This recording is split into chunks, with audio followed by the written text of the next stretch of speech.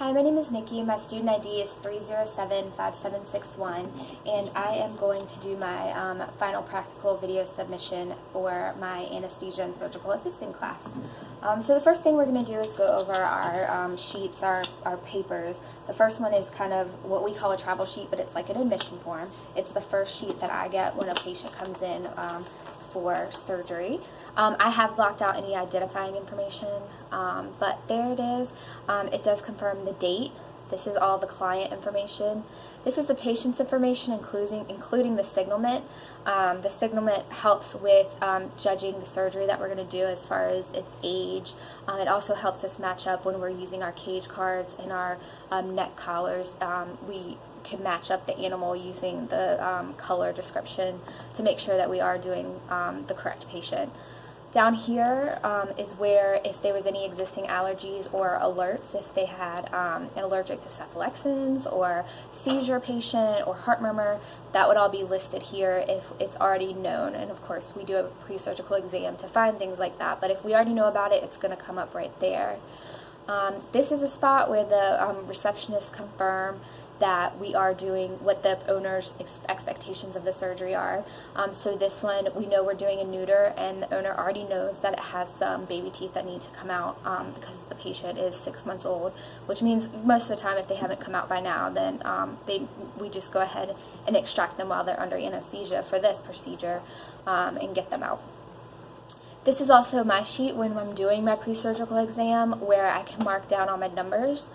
This will get transferred to the anesthesia sheet, but this is a nice quick way to jot down all my numbers and then kind of have everything, all the information on one piece of paper.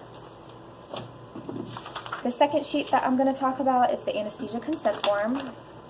That is this right here. This is also where the receptionists, when they check in, are confirming the procedure that we're doing.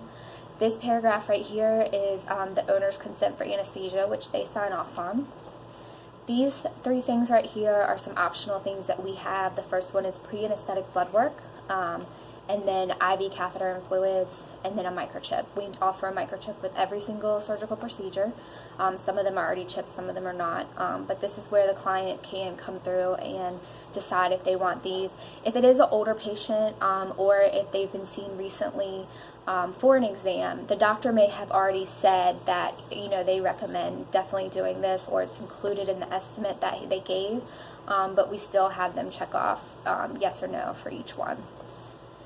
And then this bottom is this is actual our dental one. So this one has, if there were any extractions and we can't contact you, do they consent or do they not consent to any additional extractions? And then in addition to the initials up here, they have to sign, date, and then put this is the phone number that we use to contact them post-op while the patient is in recovery.